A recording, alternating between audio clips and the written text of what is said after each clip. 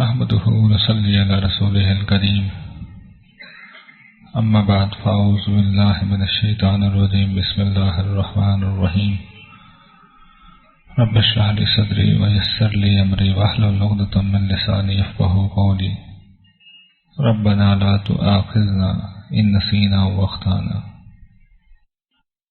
سیدنا یوسف کے واقعے میں ہم اس مقام تک آ پہنچے ہیں کہ زلیخا نے آپ کو گناہ کی طرف مائل کرنا چاہا، لیکن اللہ تعالیٰ کی عطا کردہ جو فطری رہنمائی ہر انسان میں ہوتی ہے ان میں بھی تھی، اس کو انہوں نے استعمال کیا اور اس عورت کے شر سے بچ گئے۔ گھر والوں کو بھی معلوم ہو گیا کہ غلطی اصل میں کسی عورت کی ہے۔ یہ بات رفتہ رفتہ پورے شہر میں پھیل گئی اور شہر کی خواتین جو ظاہر ہے کہ بڑے گھرانوں کی بیگمات تھیں، زلیخا کا مذاق اڑانے لگیں کہ دیکھو ایک طرف تو غلام سے عشق اور اس میں بھی ایسی رسوائی۔ زلیخا تک یہ کہانی پہنچی تو اس نے کہا کہ اچھا تم بھی آ جاؤ۔ ایک نشست اس نے اہتمام کیا، ان سب کو بلایا وہاں پہ اور سارے ان کے لیے لوازمات تیار کیے۔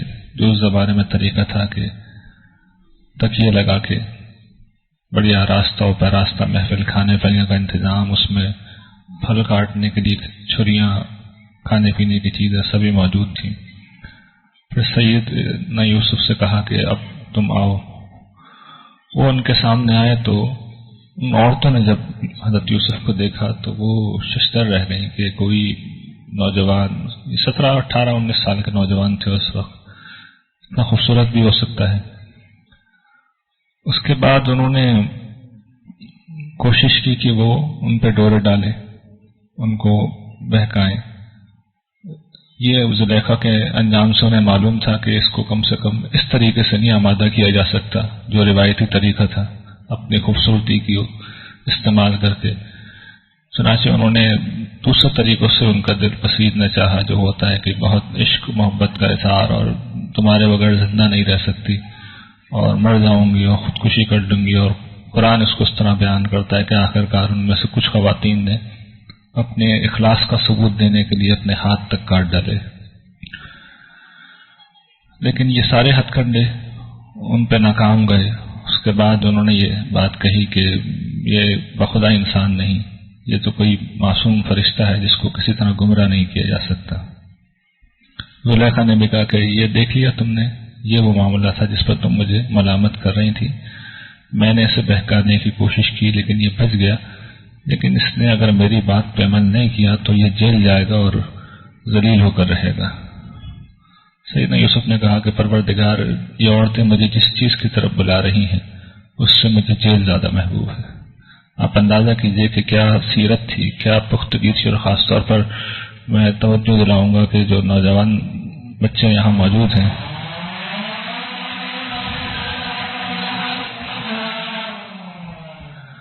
وہ اس بارے میں ذرا سوچیں کہ ایک غلام جس کا کوئی اختیار نہیں تھا، تنہا تھا، نہ ماں باپ نہ بھائی بہن، اجنبی ماحول میں کس طریقے سے اس نے ایک صحیح راستے کے لیے زبردست مزاحمت کی، اور یہاں تک کہ ہر طرح کا الزام سہا، زیادتی سہی، اور اب جیل جانے کے لیے بھی تیار ہو گیا۔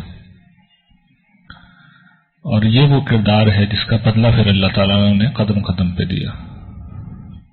چنانچہ اللہ تعالیٰ فرماتے ہیں کہ اس کی دعا قبول کی، ان عورتوں کے شر سے انہیں بچا لیا، اور عزیز مصر اور ان لوگوں کا اندازہ ہو گیا کہ یہ اگر یہاں رہا باہر تو اس طرح کے مسائل پیدا ہوتے رہیں گے، اس لیے اپنی عزت بچانے کا طریقہ یہ ہے کہ یہ کمزور ہے، اسی کو جیل میں ڈال دو۔ جیل میں دو نوجوان، دو غلام ان کے ساتھ آئے جو قید میں داخل کیے گئے تھے، اور انہوں نے اپنے دو خواب ان کو سنائے۔ دونوں نے خواب دیکھے تھے۔ ایک نے کہا کہ میں یہ دیکھتا ہوں کہ میں شراب کشید کر رہا ہوں، شراب نچوڑ رہا ہوں۔ پہلے زمانے میں انگوروں سے نچوڑ کے شراب بنائی جاتی تھی۔ دوسرے نے کہا کہ میں خواب میں یہ دیکھتا ہوں کہ میرے سر پہ روٹیوں کا تھال ہے اور اس میں سے پرندے نوچ نوچ کے کھا رہے ہیں۔ تو انہوں نے کہا آپ ہمیں ان کی تعبیر بتائیے، آپ نیک آدمی لگتے ہیں۔ جواب میں انہوں نے فرمایا کہ تمہارا کھانا تمہارے پاس نہیں آئے گا مگر اس سے پہلے ہی میں تمہیں اس کی تعبیر بتا دوں گا، اور یہ وہ علم ہے جو مجھے میرے رب نے سکھایا۔ اب یہ جو وہ الفاظ آگے کہنے جا رہے ہیں یہ قرآن کریم میں جو خوبصورت ترین تقریریں ہیں توحید کے اوپر، ان میں سے ایک ہے۔ انہوں نے کہا کہ یہ وہ علم ہے جو میرے رب نے مجھے سکھایا ہے، اور میں نے اس قوم کو چھوڑ دیا جو اللہ پر ایمان نہیں لاتی اور جو آخرت کی بھی کافر ہے۔ میں نے اس راستے کو اختیار کیا جو میرے آباء و اجداد کا راستہ ہے، ابراہیم کا، اسحاق کا، یعقوب کا، اور ہمیں کوئی حق نہیں کہ ہم اللہ کے ساتھ کسی کو شریک ٹھہرائیں۔ یہ چیز جو ہم نے سیکھی ہے یہ اللہ کا ہم پہ بہت بڑا فضل ہے، لیکن انسانوں کی اکثریت اس کا شکر ادا نہیں کرتی۔ اے میرے قید خانے کے ساتھیوں، مجھے ذرا یہ بتاؤ کہ بہت سے جدا جدا معبود بہتر ہیں یا ایک اللہ جو سب پہ غالب رہنے والا تنہا ہے، جن کی تم عبادت کرتے ہو وہ کچھ نہیں ہے، بس کچھ نام ہے۔ اور یہ شرک کا اصل مسئلہ یہی ہے، اس کی اصل حقیقت یہی ہے کہ جن کو بھی پکارا جا رہا ہوتا ہے، کوئی بھی نام ہو، چاہے قدیم زمانے کا نام ہو چاہے آج کا نام ہو، جن کو بھی پکارا جا رہا ہوتا ہے بس وہ نام ہوتے ہیں، نام کے پیچھے کوئی حقیقت نہیں ہوتی۔ مشکلوں سے نجات دینے والا، ہر مشکل موقع پہ مدد کرنے والا، یہ کچھ نام ہے نا جو ہمارے یہاں بھی استعمال ہوتے ہیں، اس کے پیچھے کوئی حقیقت نہیں، کوئی شخص موجود نہیں ہے۔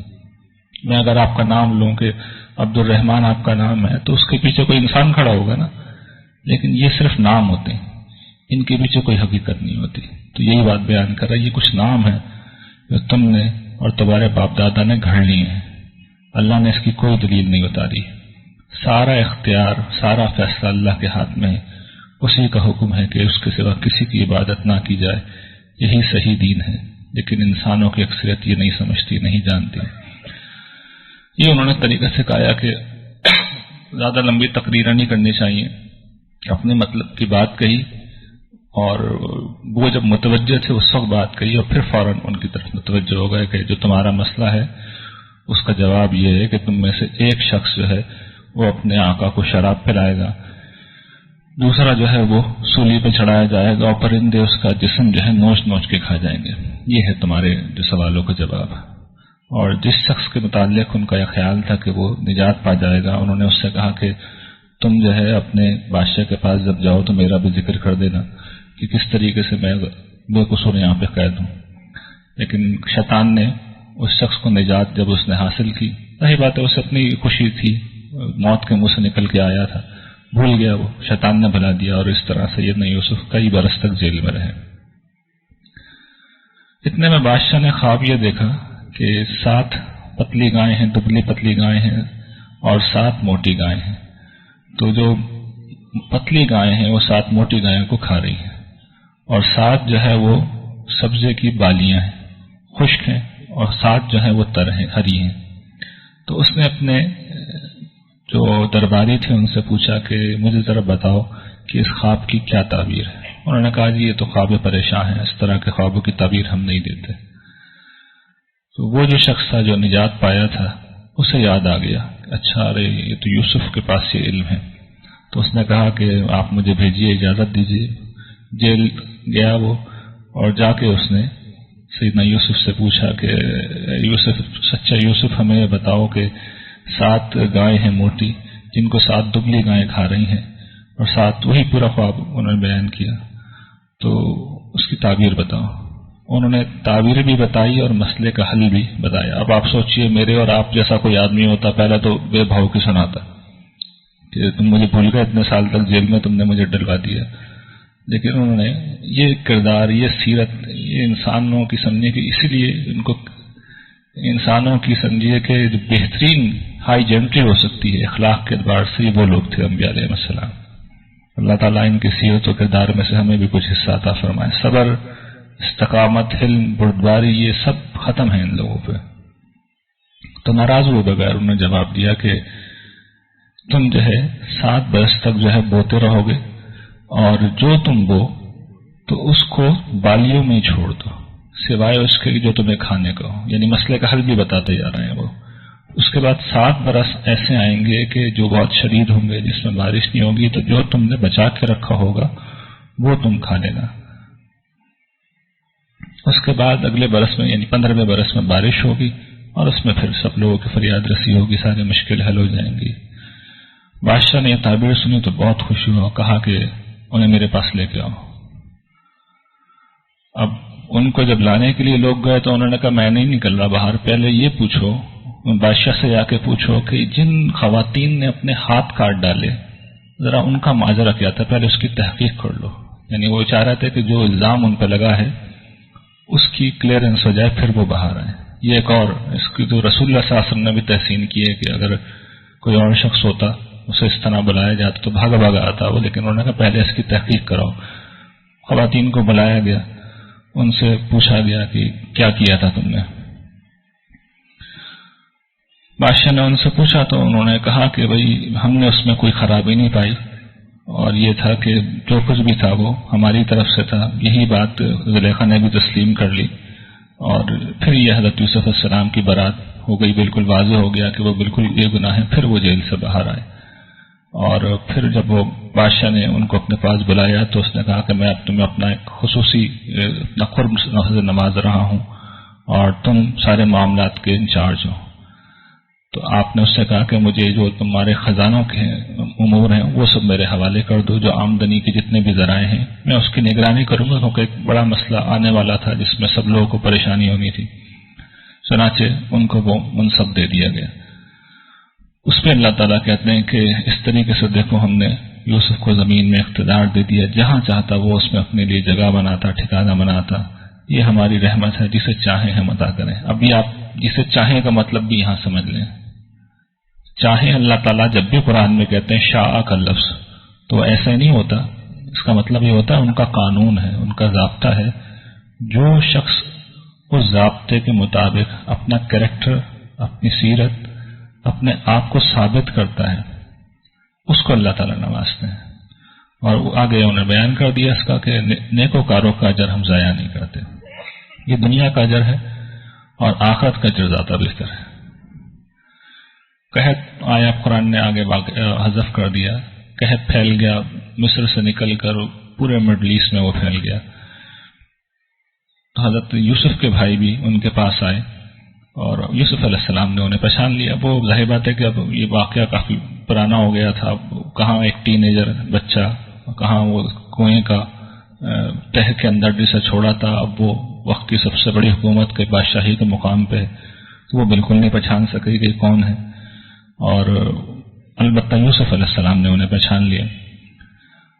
انہوں نے آ کے اپنے بھائی کے لیے بھی بنیامین کو ان کے ابا نے نہیں بھیجا تھا تو بنیامین کے لیے بھی سامان مانگا۔ حضرت یوسف علیہ السلام نے کہا کہ بھئی میں نہیں دے رہا، اس کو لے کے آؤ گے پھر دوں گا میں تمہیں، اور اگر تم نے اس کو لے کے نہیں آئے تو اس کا مطلب یہ ہے کہ تم جھوٹ بول رہے ہو، اس سے اضافی طور پہ تم لے کے جا رہے ہو۔ غالباً یہ محسوس ہوتا ہے راشننگ کر رکھی تھی انہوں نے تاکہ سب لوگوں کو عدل کے مطابق چیزیں مل جائیں۔ چنانچہ وہ واپس لوٹ گئے اور یوسف علیہ السلام نے اہتمام کیا کہ انہوں نے جو بھی پیسے دیے تھے غلے کے ان کے سالبان میں رکھوا دیے گئے۔ اب وہ گھر جب پہنچے تو انہوں نے اپنے والد صاحب سے کہا کہ ہم سے تو غلہ روک لیا گیا ہے، اب آپ بھائی کو بھیجیے ہمارے ساتھ اور ہم اس کی حفاظت کریں گے۔ یوسف علیہ السلام نے ان سے کہا کہ ایسے ہی حفاظت کرو گے جیسے یوسف کی حفاظت کی تھی۔ یعقوب علیہ السلام نے ان سے کہا کہ تم ایسے ہی حفاظت کرو گے جیسے اس کے بھائی یوسف کی حفاظت کی تھی۔ خیر اللہ ہی بہتر حفاظت کرنے والا ہے، سب سے بڑھ کر رحم کرنے والا ہے۔ انہوں نے جب اپنا سامان دیکھا کھولا تو اس میں ان کے پیسے بھی واپس مل گئے انہیں، تو اب تو ان کی خوشی دیدنی تھی، بالکل جسے کہتے ہیں کہ خوشی سے ناچنے لگے ہو۔ اور انہوں نے کہا اب تو ہم سامان پیسے لے کے جائیں گے، اپنے بھائی کی بھی حفاظت کریں گے اور ایک اضافی اونٹ ہم غلے کا ضرور لے کے آئیں گے۔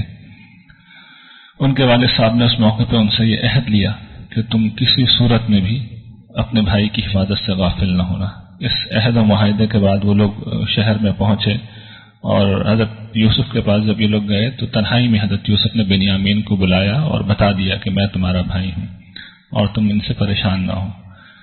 جب یہ لوگ واپس جانے لگے تو حضرت یوسف نے اپنا پیالہ جو تھا، شاہی پیالہ، وہ بنیامین کے سامان میں رکھ دیا. غالباً وہ باپ کو بتانا چاہ رہے تھے ان کے ذریعے سے، اور یہ ایک ثبوت بھیج رہے تھے کہ میں زندہ ہوں، محفوظ ہوں. یہ لوگ وہاں سے روانہ ہوئے تو قدرت کے کھیل کچھ اور تھے، اللہ تعالیٰ کا منصوبہ کچھ اور تھا. وہاں سے روانہ ہوئے تو جو وہاں کے پہرے دار تھے انہوں نے آواز دے کر روک لیا اور کہا کہ تم چور ہو. انہوں نے پوچھا کہ بھئی تم کیا چیز ڈھونڈ رہا ہو؟ انہوں نے کہا کہ بادشاہ کا شاہی پیمانہ کھو گیا ہے. یعنی ایک دوسری چیز کھو گئی تھی، اس کو تلاش کر رہے تھے، اور جو لے کے آئے گا اس کو ہم ایک اونٹ دیں گے گلے سے لدا ہوا. انہوں نے کہا کہ اللہ کی قسم ہم لوگ فساد کرنے نہیں آئے، نہ ہم چور ہیں، اور ہمارے یہاں چوری تو ایک جرم ہے. اس کی سزا انہوں نے بیان کی کہ جو چوری کرے اس کو جس کا مال چرایا جا رہا اس کی غلامی میں دے دیا جاتا ہے. چنانچہ تلاشی شروع ہوئی، سارے بھائیوں کی تلاشی ہوئی. آخر میں بنیامین کی تلاشی ہوئی تو شاہی پیمانہ تو نہیں نکلا، ایک دوسری چیز نکلی آئی، ان کا پیالہ. اس پہ ان کو پکڑ لیا گیا، اور نتیجے کے طور پہ بنیامین کو غلام کے طور پر حضرت یوسف کی خدمت میں پیش کر دیا گیا. تو یہ اللہ تعالیٰ بیان کرتے ہیں کہ یہ ہم نے یوسف کے لیے اہتمام کیا تھا، اور ہم نے ہی یہ اصل میں پورا پلان کیا تھا. یہ واقعہ ہوا تو اس پہ ان کے بھائیوں نے پھر وہی بڑے سخت تبصرے کیے کہ اس نے چوری کی ہے تو اس سے پہلے اس کے بھائی نے بھی چوری کی تھی. شہر سے باہر یہ لوگ نکلے تو سارے بیٹھ گئے، اور انہوں نے کہا کہ تم جانتے ہو اس سے پہلے تم نے یوسف کے معاملے میں کتنی بڑی کوتاہی کی ہے. خاص طور پر بڑے بھائی نے کہا کہ میں تو اب یہاں سے نہیں ہلنے کا، میں اپنے باپ کو اپنا چہرہ نہیں دکھا سکتا. اس کا پہلے ایک بیٹا گیا، اب دوسرا بھی گیا، اور اب ان کو واپس جا کے تم ہی پوری صورتحال بتاؤ، میں تو وہاں نہیں جا رہا. یہ بھائی لوٹے، جا کے انہیں پوری بات بتائی. حضرت یعقوب کے غم پہ یہ سمجھیے کہ پہلے کیا کوئی کم غم تھا، ایک اور غم ان کو آ لگا، اور روتے روتے ان کی آنکھیں جو ہیں وہ بینائی چلی گئی. اور لیکن دعا ان کی پروردگار سے تھی، اسی سے التجا کر رہے تھے کہ میں پروردگار اپنے حزن و غم کو تیری بارگاہ میں پیش کرتا ہوں، اور جو میں اللہ سے جانتا ہوں وہ تم نہیں جانتے. یہ اشارہ ان کا اسی خواب کی طرف تھا. انہیں یقین تھا کہ سب ضرور ملیں گے، اس لیے کہ خواب نبی کا خواب جھوٹا نہیں ہو سکتا. چنانچہ انہوں نے اپنے بیٹوں سے کہا کہ دیکھو تم لوگ مایوس نہ ہو، اور جا کے یوسف اور اس کے بھائی کو ڈھونڈو. اور یہ وہ قرآن کا ایک جملہ ہے جو ہم میں سے ہر شخص کو اپنے دل و دماغ پہ لکھنا چاہیے کہ دیکھو اللہ سے کبھی مایوس مت ہو. اللہ سے مایوس صرف کافر ہی ہوا کرتے ہیں، کبھی بھی کسی حال میں اللہ سے مایوس نہیں ہونا چاہیے.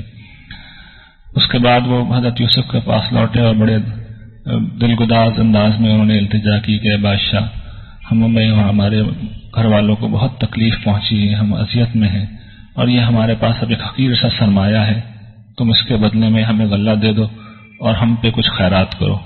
اور اللہ خیرات کرنے والوں کو پسند کرتا ہے. ان کی اس بے بسی کو دیکھ کے حضرت یوسف کو رحم آیا. انہوں نے بتا دیا کہ دیکھو میں ہوں اب یوسف، اور یہ میرا بھائی ہے بنیامین، تم نے ہمارے ساتھ کیا کیا تھا. وہ پوری بات انہوں نے کو یاد دلا دی.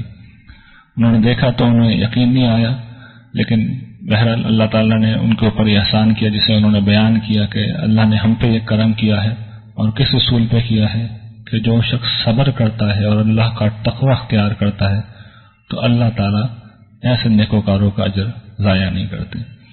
اور پھر انہوں نے کہا کہ میرے باپ کو بھی اب لے کے آؤ، سارے خاندان والوں کو لے کے آؤ. اپنی قمیض بھیجی، وہ قمیض ان کے پاس جب پہنچی تو ان کو پہنائی گئی، ان کی بینائی اس سے بحال ہو گئی. سب لوگ ان کے پاس آئے، اور جب ماں باپ آئے تو ماں باپ کو انہوں نے اپنے پاس جگہ دی. اور وہاں کا جو دستور تھا کہ سب لوگ پھر شاہی ادب کے تحت ان کے سامنے سجدہ ریز ہو گئے. تو اس وقت انہوں نے اپنے باپ سے کہا کہ والد صاحب یہ میرے خواب کی تعبیر تھی کہ 11 ستارے اور چاند سورج یعنی باپ ماں، اور 11 ستارے یعنی میرے بھائی، سب میرے سامنے سجدہ ریز ہیں.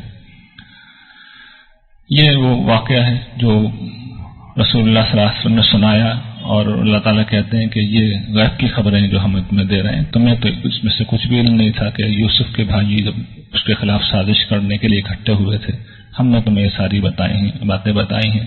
یہ انہوں نے نشانی مانگی تھی، نشانی آ گئی ہے، لیکن آسمان و زمین کی کتنی نشانیاں ہیں جس سے یہ لوگ اعراض کرتے ہوئے گزر جاتے ہیں. اور یہ وہ چیز ہے جو اگلی صورت میں اس کی تفصیل کریں گے اللہ تعالیٰ. اور اللہ تعالیٰ کہتے ہیں کہ ہم تو ہمیشہ ہی انسانوں کو رسول بنا کے بھیجتے رہے ہیں. یہ جو مطالبے کر رہے ہیں کہ فرشتہ آئے اور خزانہ آئے، ایسا کبھی نہیں ہوا. یہی رسول کام کرتے رہے، لوگوں نے نہ مانا، یہاں تک کہ رسول جب مایوس ہونے لگے اور کفاروں نے خیال کیا کہ عذاب کا وعدہ جھوٹا ہے، تو تب ہماری مدد آ گئی اور جسے ہم نے چاہا اسے نجات دی، اور مجرموں سے پھر ہمارا عذاب واپس نہیں ہوا کرتا۔ سورہ یوسف کے ساتھ اب یہ دوسری سورت ہے، سورہ رعد، یہ اس کا جوڑا ہے۔ اس میں نشانی کے طور پر واقعہ کو پیش کیا گیا تھا، اور اس میں پچھلی سورت کے آخر میں جو انفس و آفاق و کائنات کی نشانیاں ہیں ان کو پیش کیا گیا ہے۔ اس میں شروع میں اللہ تعالیٰ نے آخرت کی ایک دلیل دی ہے جو اس سے پہلے ہم نے نہیں پڑھی تھی۔ وہ دلیل کیا ہے؟ وہ پہلے اعتراض سمجھنے۔ اعتراض کیا ہے کہ ہم مرنے کے بعد جب خاک ہو جائیں گے، مٹی ہو جائیں گے، تو ہم دوبارہ زندہ کیسے ہوں گے؟ یہ بڑی عجیب بات ہے۔ تو اللہ تعالیٰ اب توجہ دلا رہے ہیں کہ یہ عجیب بات ہے، تو اپنے ذرا اطراف میں نظر ڈالو، تمہیں اس سے زیادہ عجیب باتیں نظر آئیں گی۔ تمہیں ایک ایسی چھت نظر آئے گی، آسمان جس میں کوئی ستون نہیں ہے۔ تمہیں سورج و چاند اپنے لیے مسخر نظر آئیں گے۔ تمہیں زمین پھیلی ہوئی نظر آئے گی، اس پہ پہاڑ نظر آئیں گے، اس میں طرح طرح کے میوے نظر آئیں گے، جوڑا جوڑا۔ تمہیں دن و رات کا سلسلہ نظر آئے گا۔ تمہیں زمین کے قطعے نظر آئیں گے جو ملے ہوئے ہوں گے، لیکن ان پہ فصلیں الگ الگ اگ رہی ہوں گی، کہیں باغ ہوں گے انگور کے، کہیں کھیتی ہوگی، کہیں کھجور ہوگی۔ سب کو ایک ہی طرح کے پانی سے سینچا جا رہا ہے، لیکن نتیجہ مختلف۔ تو یہ کوئی عجیب بات تمہیں نظر نہیں آتی؟ میں آپ چاہ رہا ہوں کہ اب آپ توجہ کریں اس چیز پہ۔ ہم انسانوں کے ساتھ مسئلہ یہ ہے کہ جو چیز روزانہ ہو رہی ہوتی ہے وہ ہمیں عجیب نہیں لگتی۔ آپ غور کیجئے کہ ایک بیج کو جب زمین میں دفن کیا جاتا ہے تو اس کے بعد اس کا درخت بن جانا، یہ مردہ انسانوں کے زندہ ہونے سے کوئی کم عجیب بات ہے؟ یہ اتنی عجیب بات ہے۔ آپ یہ دیکھیے کہ وہ جو درخت ہے، دنیا کی ہر چیز نیچے کی سمت گرتی ہے، کشش ثقل کا قانون ہے، درخت ہمیشہ اوپر کی سمت بڑھتا ہے۔ یہ کوئی کم عجیب بات ہے؟ آپ کبھی پانی کو دیکھ لیں، پانی ہمیشہ، محاورہ بھی ہے کہ نشیب کی سمت جانتے ہیں بڑھتا ہے، لیکن آپ دیکھیے اللہ تعالیٰ یہ معجزہ دکھا رہے ہیں کہ پانی جڑوں کے ذریعے سے درخت میں پہنچتا ہے، اور اس کے بعد پتا، آخری پتا چاہے 100 فٹ اوپر ہو، آپ کو پتا ہے پانی وہاں تک پہنچ جاتا ہے۔ یہ ممکن ہے کہ آپ درخت پہ پانی ڈال کے دیکھ لیں، پانی ہمیشہ نیچے آئے گا، لیکن اللہ تعالیٰ جو معجزہ دکھا رہے ہیں اس معجزے میں پانی نیچے سے اوپر جاتا ہے۔ یہ صرف ایک معجزہ نہیں، ہر طرف کائنات میں ایسے ہی معجزے پھیلے ہوئے ہیں۔ تو اللہ تعالیٰ ان پہ توجہ دلا رہے ہیں کہ وہ تمہیں عجیب لگ رہی ہے، یہ عجیب نہیں ہے۔ اچھا، میں اگر یہ سب کچھ کر سکتا ہوں تو کیا وہ نہیں کر سکتا؟ یہی وہ بات ہے جو آئنسٹائن نے بیان کی تھی، اور اس نے بڑا خوبصورت ایک جملہ کہا تھا۔ اس نے کہا تھا کہ زندگی گزارنے کی there are only two ways to live your life. One is as though nothing is a miracle, and the other is as though everything is a miracle. زندگی گزارنے کے صرف دو ہی سطح ممکن ہیں۔ ایک سطح حیوانوں کی سطح ہے، اس میں کوئی چیز معجزہ نہیں لگتی، آپ ہر چیز کو دیکھیے بس معمول کی بات ہے، کوئی اس میں خاص بات نہیں ہے۔ دوسری سطح جو باشعور انسان کی سطح ہے، وہاں آپ دیکھیں گے اس کائنات کی ہر چیز ایک معجزہ ہے، ہر چیز میریکل ہے۔ تو یہ اللہ تعالیٰ کہتے ہیں کہ میرے جو معجزے پھیلے میں ہیں میرے بندو، اس پہ نظر کرو۔ تمہیں لگتا ہے کہ یہ عجیب ہے کہ مٹی سے انسان نہیں بنایا جائے گا، تم یقین نہیں دیکھتے کہ میں ہر روز کیا کر رہا ہوں، بیج سے درخت بنا رہا ہوں اور اس میں کیسی ورائٹی پیدا کر رہا ہوں۔ تو یہ وہ استدلال ہے جو پہلی دفعہ یہاں پہ ہمارے سامنے آتا ہے۔ پھر اس کے بعد آخرت کے بعد اللہ تعالیٰ توحید پہ دلیل لاتے ہیں، وہی کائنات کی نشانیاں گنواتے ہیں کہ تم دیکھو کس طریقے سے اللہ کے علم میں ہوتا ہے کہ ایک عورت کس طریقے سے بچے کو جنتی ہے اور کس طرح اس کے پیٹ میں ایک بچہ پروان چڑھتا ہے، اور کائنات کے اندر تم جس طرف دیکھو گے اللہ کا علم تمہیں نظر آئے گا، اس کی قدرت نظر آئے گی، بارش کے نظام میں، بادلوں کے نظام میں۔ یہ سارے نشانیاں پیش کرنے کے بعد اب وہ ایک بات کہتے ہیں، وہ یہ کہتے ہیں کہ جو اللہ اپنے علم اور قدرت کے ساتھ اس کائنات پہ حاوی، یہ دلیل ہم پہلے بھی پڑھ چکے ہیں، لیکن اس میں جو نتیجہ اب نکال رہا ہے قرآن وہ بڑا غیر معمولی ہے، اس لیے میں دہرا رہا ہوں۔ وہ یہ کہتے ہیں کہ دیکھو یہ سب چیزیں ثابت کرتی ہیں کہ اللہ ہی کو پکارنا برحق ہے، اور جو لوگ اس کے سوا دوسروں کو پکارتے ہیں وہ کبھی جواب نہیں دے سکتے، اور ان کی مثال پھر قرآن نے سمجھائی ہے ایسی ہی ہے۔ اب یہ بڑی اہم بات ہے. وہ کہتے ہیں ان لوگوں کی مثال ایسی ہے جیسے آپ پانی کے پاس جا کے کھڑے ہو جائیں نہر ندی کے کنارے اور ہاتھ آگے پھیلا دیں اور پانی سے کہیں کہ پانی میرے پاس آ جاؤ. تو اللہ تعالیٰ پوچھنے کبھی آ سکتا ہے پانی؟ کبھی نہیں آ سکتا، یہ ممکن ہی نہیں ہے. تو اللہ تعالیٰ کہتے ہیں غیر اللہ کو پکارنا، اس سے مدد مانگنا، اس کی عبادت کرنا، یہ اتنی ہی بڑی حماقت ہے، یہ ممکن ہی نہیں ہے کہ وہ تمہیں جواب دے. میں ایک بات یہاں پہ آپ کو اور توجہ دلاؤں گا، اگرچہ وقت کچھ زیادہ ہو رہا ہے لیکن چونکہ ہم پڑھ بھی ایکسٹرا رہے ہیں تو اس لیے تھوڑا وقت میں زیادہ لے لوں گا. کہ دیکھیے اللہ تعالیٰ کے حضور جب آدمی پیش ہوتا ہے نا، یہ قرآن ہے جو اللہ تعالیٰ کا کلام ہے، تو اس سے آدمی کو سیکھنا چاہیے کہ اللہ تعالیٰ سے آ کے گفتگو جواب میں کیسے کرنی ہے. جب آپ کو یہ محسوس ہو کہ آپ کی دعائیں قبول نہیں ہو رہی اور مسئلہ آپ کا سالو نہیں ہو رہا، تو پھر آپ اللہ تعالیٰ کے حضور پیش ہوں اور اس کو اسی کی بات یاد دلائیں اور اسے بتائیں گے پروردگار میں تیرے کہنے پہ نہ انسانوں کے پاس گیا، نہ بتوں کے پاس گیا، نہ جو سو کالڈ مشکلیں دور کرنے والے ہیں، مدد کرنے والے ہیں، میں تیرے پاس آیا ہوں. تو اگر تیرے پاس آنے کے بعد بھی نتیجہ وہی نکل رہا ہے جو پانی کے پاس جانے کے بعد اور پانی کو اپنی طرف بلانے کے بعد نکلتا ہے، یعنی کوئی نتیجہ نہیں نکلتا، تو پھر یہ بتا کہ تجھ میں اور تیرے گھر میں فرق کیا رہ جائے گا. میں آپ کو یقین دلاتا ہوں اس کے بعد دعا رد نہیں ہو سکتی، اس کے بعد یہ امکان ہی نہیں ہے کہ دعا رد ہو جائے. اللہ تعالیٰ لازماً جواب دیں گے، لیکن تھوڑا سا ہمیں صبر سے کام لینا ہوگا. دعا قبولیت کسی نہ کسی طرح اس کا ظہور ہو جائے گا. وہ آپ کے مسئلے کو آپ کی شخصیت کے اندر سے حل کر دیں گے، باہر سے حل کر دیں گے، تھوڑی دیر میں کر دیں گے، لیکن اس طرح کی دعائیں کبھی رد نہیں ہو سکتی، اس لیے کہ آپ اللہ تعالیٰ کو اس کی اپنی بات یاد دلا رہے ہیں. تو قرآن کریم کے مطالعے کا ایک مقصد یہ بھی ہونا چاہیے کہ یہ اللہ کا کلام ہے، اللہ ہم سے ڈائیلاگ کر رہا ہے، تو اسی کے الفاظ کو استعمال کرتے ہوئے خود اس سے کیسے بات کی جاتی ہے اس کو بھی سیکھیے. اپنی خدائی کو اسٹیبلش کرنے کے بعد اللہ تعالیٰ یہ بیان کر رہے ہیں کہ یہ غیر اللہ جو ہے وہ کس طرح خدائی کے لیے نااہل ہے. تو وہ یہ کہتے ہیں کہ یہ بتاؤ کہ ان لوگوں نے کچھ تخلیق کیا ہے، چلو آدھی کائنات میں نے بنائی ہے، آدھی دوسروں نے بنائی ہے، کچھ نہیں تو 2 4 5 درخت ہی انہوں نے بنا دیے ہوں. اگر ایسا ہے تو سمجھ میں آتا ہے کہ تمہیں کوئی شبہ ہو گیا ہو، شک ہو گیا ہو کہ اللہ تعالیٰ کے علاوہ بھی کوئی کچھ نہ کچھ کرنے پہ قادر ہے. یہاں حال یہ کہ کوئی دوسرا آدمی خود کچھ تخلیق کر ہی نہیں سکتا، خود انسان ایک مخلوق ہے. تو ایسے لوگوں کو تم پکارتے ہو، یہ کتنی احمقانہ بات ہے. اللہ کو پکارو، وہی رب ہے، وہی ہر چیز کا خالق ہے، وہی واحد ہے، وہی غالب رہنے والا ہے.